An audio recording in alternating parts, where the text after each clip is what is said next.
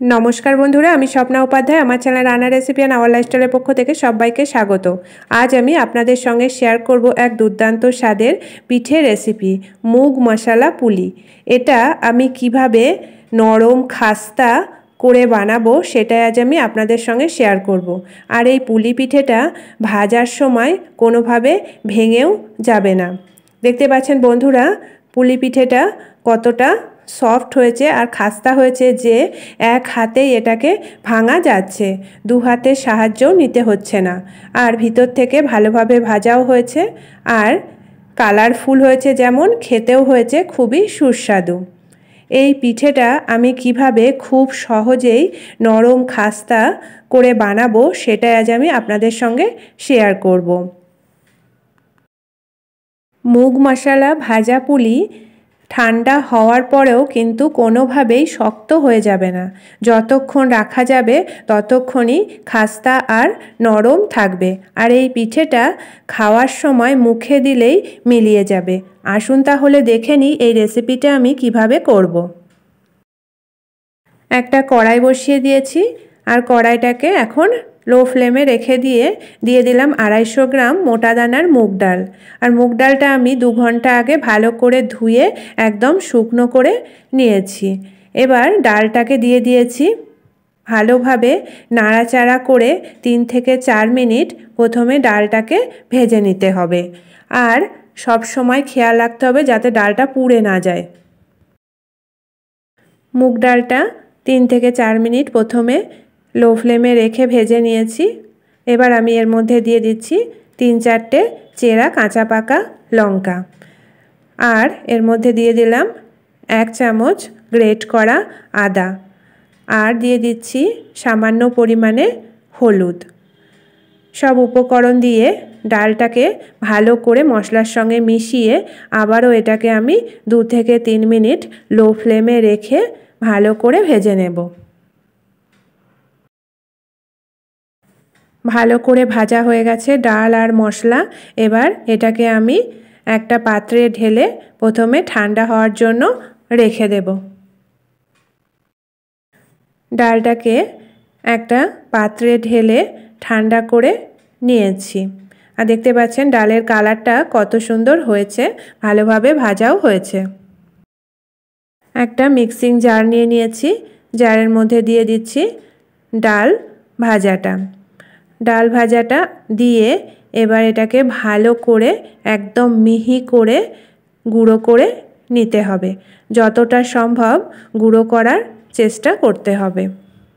যতটা ভালো গুঁড়ো হবে ডালটা তাড়াতাড়ি গলে যাবে আর পুলিগুলোও খুবই সুস্বাদু হবে খেতে। এবার আমি ডালটাকে ভালো করে গুঁড়ো করে নিয়ে ফিরে আসছি। এবার দেখে নেব ডালটা কতটা ভালোভাবে গুঁড়ো হয়েছে। দেখতে পাচ্ছেন বন্ধুরা ডালটা খুবই ভালো করে গুঁড়ো করে নেওয়া হয়ে গেছে। ডাল গুঁড়োটাকে একটা পাত্রে ঢেলে নিলাম। একটা কড়াই বসিয়ে দিয়েছি, কড়াই হাই ফ্লেমে রেখে দিয়ে দিলাম 1 বাটি জল। আর জলের মধ্যে দিয়ে দিচ্ছি কিছুটা পরিমাণ লবণ আর দিয়ে দিচ্ছি কিছুটা পরিমাণ হলুদ, দিয়ে এটাকে হাই হিটে ফুটতে দেব। লবণ হলুদ দেওয়া জলটা ভালোভাবে ফুটে উঠেছে। এবার এর মধ্যে দিয়ে দিলাম আগে থেকে ভালো করে কেটে ধুয়ে পরিষ্কার করে রাখা পাতলা পাতলা করে মিষ্টি আলু। মিষ্টি আলু দিলে ভাজা পুলি খেতে কিন্তু খুবই ভালো লাগে। এর মধ্যে দিয়ে দিলাম এবার ডালের গুঁড়ো। ডালের গুঁড়ো দিয়ে লো ফ্লেমে রেখে এটাকে প্রথমে ভালো করে মিশিয়ে নিতে হবে। যেহেতু ডালটা গুঁড়ো তাই এর মধ্যে বেশি জলও লাগবে না সিদ্ধ করতে আর সময়ও লাগবে না। এই জন্য প্রথমে গরম জলে ভালো করে ডালটাকে মিশিয়ে নিতে হবে। তারপরে মেশানোর পরে এর মধ্যে অল্প অল্প করে গরম জল দিয়ে ডালটাকে পাতলা করে লো ফ্লেমে রেখে প্রায় 5 থেকে 7 মিনিট রান্না করে নিতে হবে। মুগ ডালটা ভালোভাবে সেদ্ধ হয়ে গেছে, অনেকটা পাতলাও হয়েছে। এবার আমি এর মধ্যে দিয়ে দিচ্ছি জিরে গুঁড়ো আর ধনে গুঁড়ো 1/4 চা চামচ। দিয়ে ভালো করে মিশিয়ে এটাকে মিডিয়াম ফ্লেমে রেখে আবারও এটাকে কিছুটা শুকনো করে রান্না করে নিতে হবে। এবার এটাকে একটা ঢাকা দিয়ে আবারও কিছুক্ষণ রান্না করে নিতে হবে, তাতে করে মিষ্টি আলুগুলো ভালোভাবে সেদ্ধ হয়ে যাবে। এবার দেখে নেব ডালটা আর মিষ্টি আলুটা ভালোভাবে সিদ্ধ হয়েছে কিনা। দেখতে পাচ্ছেন বন্ধুরা, ডালটাও যেমন ভালোভাবে সিদ্ধ হয়ে গেছে আর মিষ্টি আলুটাও কিন্তু ভালোভাবে সিদ্ধ হয়ে গেছে আর ডালের সঙ্গে মিশেও গেছে। এবার আমি এর মধ্যে দিয়ে দেব কিছুটা পরিমাণ খেজুরের গুড়। এটা যেহেতু ঝাল মিষ্টি হবে তাই এর মধ্যে দিয়ে দিচ্ছি 2 চামচ খেজুরের ঝোলা গুড়। তাতে করে পুলি পিঠেটা খেতে বেশ সুস্বাদু হবে। গুড়টা দিয়ে ভালো করে মিশিয়ে হাই ফ্লেমে রেখে সবসময় নাড়াচাড়া করে একদম শুকনো শুকনো করে নিতে হবে। যতটা সম্ভব ডালটাকে শুকনো রাখতে হবে, তাতে করে পুলিগুলো খেতে বেশ সুস্বাদু হবে। ডালটা ভালোভাবে শুকনো করে রান্না করে নেওয়া হয়ে গেছে আর ডালটা খুবই সফটও হয়েছে।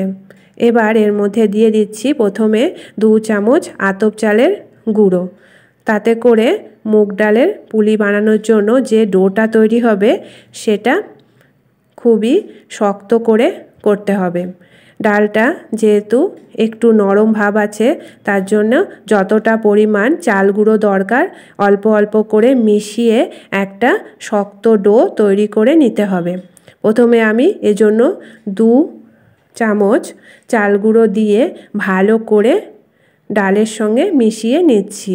আর এখন আমি এটাকে লো ফ্লেমে রেখেছি আর এভাবে লো ফ্লেমে রেখেই চাল গুঁড়োটাকে ডালের সঙ্গে মেশাতে হবে, তাতে করে চালের যে কাঁচা গন্ধ সেটাও চলে যাবে আর চালটাও অনেকটা সিদ্ধ হয়ে যাবে। ভালো করে মেশাতে হবে তাড়াতাড়ি করে, তাতে করে দলা বেঁধে যাবে না। 2 চামচ চাল গুঁড়ো মেশানোর পরেও ডালটা একটু নরম ভাব রয়ে গেছে, এজন্য আমি আরও 4 চামচ চাল গুঁড়ো দিয়ে ভালো করে মিশিয়ে একটা শক্ত ডো তৈরি করে নেব। এখানে আমি মোট 6 চামচ চালের গুঁড়ো দিয়েছি। ভালো করে মিশিয়ে নিয়ে এটাকে আমি একটা পাত্রে ঢেলে কিছুটা ঠান্ডা হতে দেব। ডোটাকে একটা থালায় নামিয়ে এখন আমি একটু ঠান্ডা হওয়ার জন্য অপেক্ষা করব। এটা হালকা ঠান্ডা হয়ে গেছে আর হালকা গরম আছে, এই অবস্থাতেই ভালো করে মেখে নিতে হবে। আর কোনো দানাভাব থাকলে কিন্তু পুলিগুলো ভালো তৈরিও হবে না আর ভাজার সময় ভেঙেও যাবে। তাই যত ভালো মাখা হবে পুলিগুলোও কিন্তু তত ভালো হবে। এর মধ্যে যেহেতু আলু দেওয়া আছে তাই আলুগুলোকে ভালো করে মেখে নিতে হবে আর ডালটা আর চালের গুঁড়োটাও একই সঙ্গে ভালো করে মাখতে হবে। সময় ধরে মেখে নিয়ে একটা সফট ডো তৈরি করে নিচ্ছি। মশলা ডাল পুলি বানানোর জন্য ডোটা তৈরি হয়ে গেছে, দেখতে পাচ্ছেন কতটা সফট হয়েছে। এবার এটাকে আমি একটা হালকা ভেজা কাপড় দিয়ে ঢেকে 10 মিনিটের জন্য রেখে দেব। এর ফলে ডোটা ভালোভাবে সেট হয়ে যাবে। নারকেলের পুর তৈরি করার জন্য একটা কড়াই বসিয়ে দিয়েছি। কড়াইয়ে দিয়ে দিলাম 250 গ্রাম খেজুরের পাটালি গুড় আর দিয়ে দিচ্ছি এখানে বেশ কিছুটা পরিমাণ কোড়ানো নারকেল। প্রায় 1 বাটি নারকেল কোড়ানো আমি এখানে দিয়ে দিলাম। ভালো করে গুড়ের সাথে নারকেল কোড়ানোটা মিশিয়ে লো ফ্লেমে রেখে প্রায় 5 থেকে 7 মিনিট রান্না করে নিতে হবে। তাতে করে গুড়টা ভালোভাবে গলেও যাবে, নারকেলের সঙ্গে মিশেও যাবে আর নারকেলটাও ভালোভাবে সিদ্ধ হয়ে যাবে। গুড়টা ভালোভাবে গলে গেছে, নারকেলের সঙ্গে মিশেও গেছে আর একটা সুন্দর কালারও এসেছে। এবার আমি এটাকে হাই ফ্লেমে রেখে শুকনো শুকনো করে রান্না করে নেব। তৈরি হয়ে গেল ডাল পুলি বানানোর জন্য নারকেলের পুর। এবার আমি এটাকে একটা পাত্রে নামিয়ে ঠান্ডা হওয়ার জন্য রেখে দেব। এখন পুরটাকে ঠান্ডা করে নেব। 10 মিনিট পর ফিরে এলাম। এখানে পুরটা ঠান্ডা হয়ে গেছে। এবার একটা বাটির মধ্যে বেশ কিছুটা পরিমাণ নারকেলের পুর নিয়ে নিয়েছি, আর নিয়ে নিচ্ছি এখান থেকে কিছুটা পরিমাণ ডো। প্রথমে এক হাতের সাহায্যে এটাকে চেপে চেপে বলের আকারে গড়ে নিয়ে দু হাতের সাহায্যে এটাকে গোল করে হালকা হাতে গোল করতে হবে। তারপরে একটু চেপে একটা বাটির আকারে গড়ে নিতে হবে। আর বাটির আকারে গড়ে নেওয়ার সময় খুব সাবধানে এবং ধীরে ধীরে কাজটা করতে হবে। দেখতে পাচ্ছেন বন্ধুরা, এভাবে করে ঘুরিয়ে ঘুরিয়ে এটাকে বাটির আকারে গড়ে নিতে হবে। আর এর মধ্যে দিয়ে দিতে হবে নারকেলের পুর পরিমাণ মতো। বাটিটা গড়ে নেওয়া হয়ে গেছে। এবার আমি এর মধ্যে দিয়ে দেব নারকেলের পুর। দেখতে পাচ্ছেন বাটিটা কত সুন্দর গড়ে নেওয়া হয়ে গেছে। দিয়ে দেব পরিমাণ মতো নারকেলের পুর। আর নারকেলের পুরটা খুব বেশি আঠালো করলে হবে না, এরকম ঝুরঝুরে করেই করতে হবে। দিয়ে দিলাম নারকেলের পুর, দিয়ে এটাকে ভালো করে সিল করে দিতে হবে। দেখতে পাচ্ছেন মুখটা ঠিক এভাবে করে বন্ধ করে দিতে হবে ভালো করে, না হলে ভাজার সময় মুখটা খুলে যাবে আর পুলিগুলো দেখতেও ভালো লাগবে না, আর খেতেও কিন্তু ভালো লাগবে না, আর ভালোভাবে ভাজাও হবে না। ঠিক এভাবে করে হালকা হাতে চেপে চেপে সময় ধরে পুলিগুলোকে তৈরি করতে হবে। এভাবে করে মুখটা ভালো করে বন্ধ করে দিয়ে আবারও দু সাইডটা ভালো করে চেপে দিতে হবে। দেখতে পাচ্ছেন কত সুন্দরভাবে তৈরি হয়ে গেল মুগ ডালের পুলি। এভাবে করেই সব পুলিগুলো একে একে আমি গড়ে নেব ছোট বড় আকারের। মুগ ডালের সব পুলিগুলো একে একে আমি গড়ে নিয়েছি, আর ছোট বড় মাঝারি আকারের করে গড়ে নিয়েছি। আর সব পুলিগুলোই কিন্তু খুব সুন্দরভাবে গড়ে নেওয়া হয়ে গেছে। এখানে অনেকগুলোই পুলি পিঠে তৈরি হয়েছে।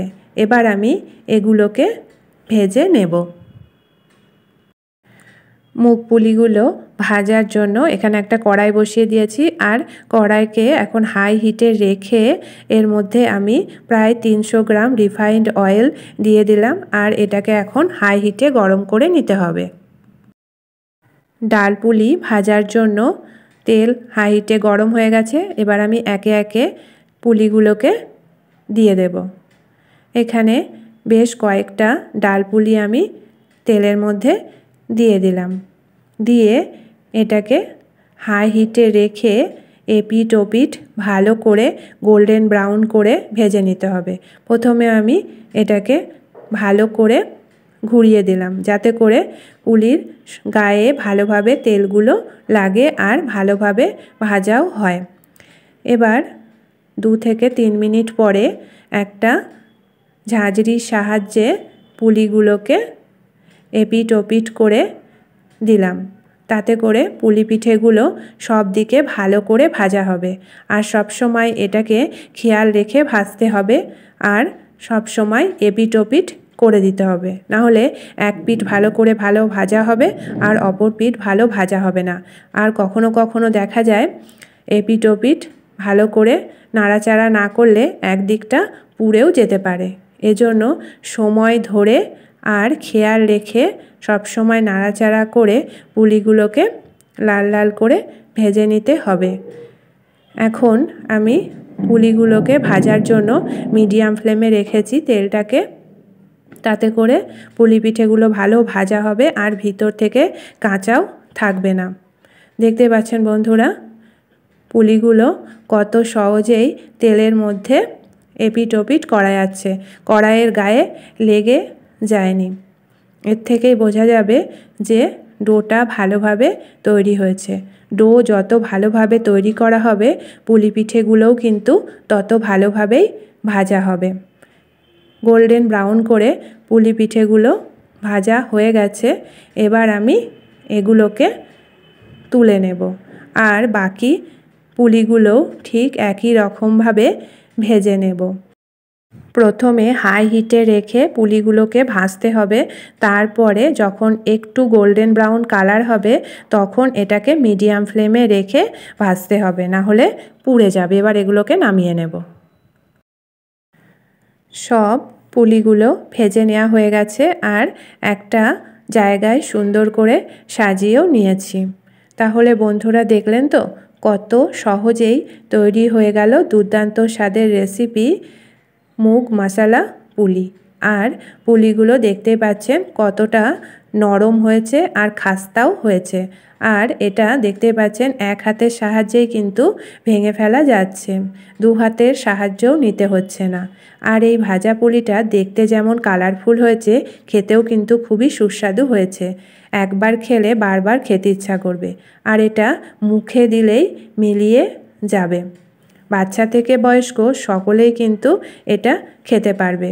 ভাজা হওয়ার পরেও আপনারা যতক্ষণ এটা রাখবেন ততক্ষণই কিন্তু এটা সফট আর খাস্তা থাকবে, কোনোভাবেই শক্ত হয়ে যাবে না। মুগ পুলিগুলো দেখেই কিন্তু বোঝা যাচ্ছে ভেতর থেকে ভালোভাবে ভাজা হয়ে গেছে। ভেতর থেকে যদি ভালোভাবে ভাজা না হয় তাহলে পুলি পিঠেগুলো খুবই শক্ত হবে আর খেতেও কিন্তু ভালো লাগবে না। তাহলে বন্ধুরা আপনারা চাইলে আমার মতো করে এই রেসিপিটা একবার বাড়িতে বানিয়ে দেখতে পারেন। আশা করি সকলের খুবই ভালো লাগবে।